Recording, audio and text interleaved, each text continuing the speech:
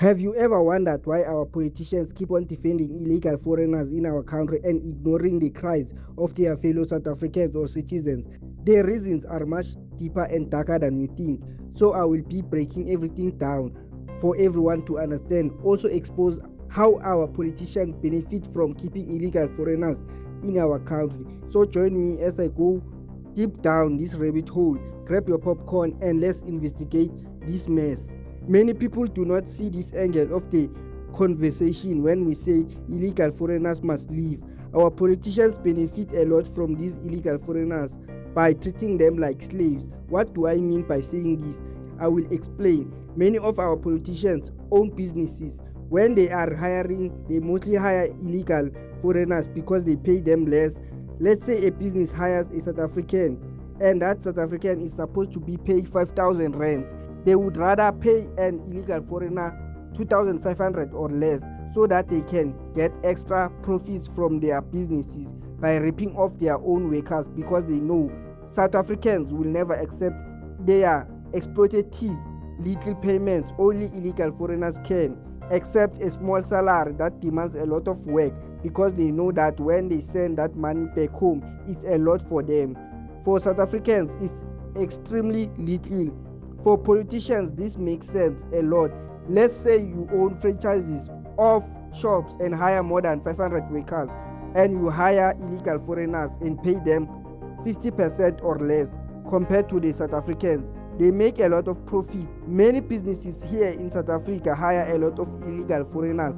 It was shown in 2024 when a girl on TikTok exposed South African restaurant owners for hiring mostly illegal foreigners. It was later found that most restaurants hire 90% or more foreigners in their shops. This happens in every industry here in South Africa. Illegal foreigners are taking general jobs designed for ordinary South Africans. When South Africans refuse these slave jobs by politicians, they call us lazy and not being employable because we refuse to be taken advantage of, like they do to these illegal foreigners by paying them peanuts and making them work like slaves. Julius Malema has already been exposed on how badly he treats his illegal foreigner mate. I've reprimanded him on the way he was treating the old lady. In fact, I said to him, why is this lady wearing like a slave maid? Which old lady? The helper at his house. Oh, okay, the old lady. Yeah. Oh, Yeah, domestic. that old lady was running. He calls her, so old lady, relax. When she brings food to him, she kneels down. He calls her to come and plug something here. She kneels. She kneels, both knees. I said, Julius, this is what white people did to our mothers. That's why Ramaphosa was exposed a long time ago in 2012 when he sent police in Marikana to kill South Africans that were demanding proper pay, and other politicians have been exposed. Many rich countries are built on illegal foreigners' labor, e.g. let's talk about United Arab Emirates. Despite having the richest city in the world, Dubai, they treat illegal foreigners bad, overworking them, paying them little money, making them live in overcrowded apartments with poor living conditions, all in order to keep the profits for themselves and build more businesses, other projects, or buy stupid luxurious things. This Dubai strategy, Joe Biden tried it, wanting illegal foreigners to come to the USA so that he can give them extreme jobs and pay them little money, while him and his friends get the money they cut from illegal foreigners' salaries.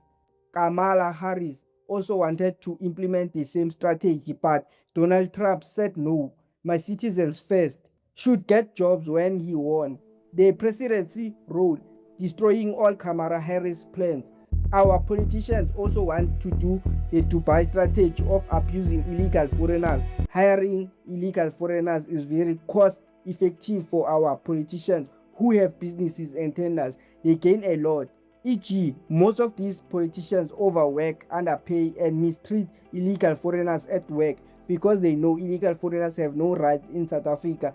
They are overworked and abused at the workplace. They know that these illegal foreigners cannot go to the Department of Employment and Labor and the Commission for Conciliation, Mediation and Arbitration, CCMA, because they will want papers that prove that they are legal in South Africa. These politicians know that these documents illegal foreigners do not have proper documentation, so they would not go to these two departments I mentioned, because they run a risk of them being arrested for living illegally in South Africa. Most of the time, these foreigners are paid late because they have nowhere to complain to. Plus, they are fired anytime the employers want without valid reasons, or them making even one mistake, because the employers, they know that they are disposable because they have no say at the CCMA. They also know that these illegal foreigners do not have the rights to join South African private medical aid schemes, so they do not give a fuck about their health because they know they are replaceable. This is also a way to lower costs for some of these politicians who hire illegal foreigners in jobs that need them to have medical aid. They do not pay these medical aid companies to lower costs for them to make more money and sponsor their baby girlfriends. Even when it comes to tenders that should hire ordinary South Africans, these politicians hire illegal foreigners and pay them less so that they loot or chow the money that was supposed to create employment to our fellow South Africans so that they can feed their families. I do not hate illegal foreigners, but I felt like truth should be spoken about in this video. For me, I think Malema's thought process about Pan-Africanism is great. I do myself believe in Pan-Africanism, that borders should be open to all Africans so that we help each other and be united and grow our continent so that it can be great. But this ideology is flawed, just like many other ideologies. It has good and bad sides. I have covered the good side. Now let me talk about the bad side of the ideology that Malema does not get. If all our fellow African brothers run away from their countries and come live here in South Africa, who is going to fix their countries since all of them want to come to South Africa?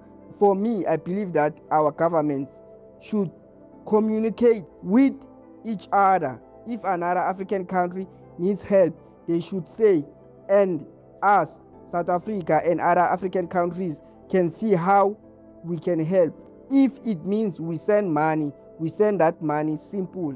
Pan-Africanism can work in the future. I don't know when, but right now as South Africans, our house is not in order.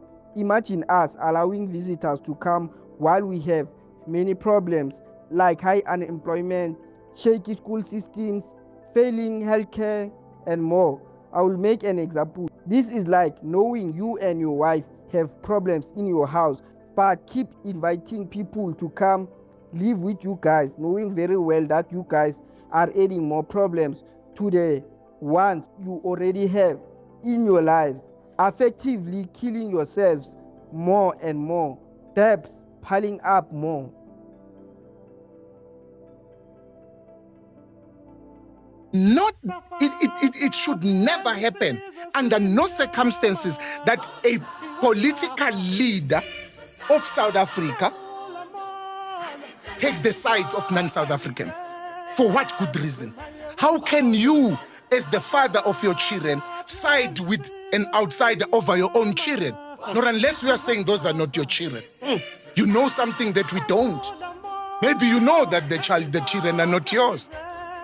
That's why you would allow vultures to come and terrorize and eat them in your own house. When they cry to you and say, "Daddy, Daddy," you're like, hey, you are dramatic. Your children are saying, we are scared. We are being terrorized here. Your children are saying to you, "Daddy, when you are away at work, the people here come and rape us and molest us." You come back, you say, "No, you are dramatic. These are my brothers. They will never do that." Not unless you want to tell us something. That's what we are subjected to today. with these people who self-proclaim that they are leaders of society. Which society? Who are they leading? Because society is saying, these are the problems. They are coming out to say, no, we are moving with an ideology that doesn't exist. Because all these arguments of ideologies don't make sense.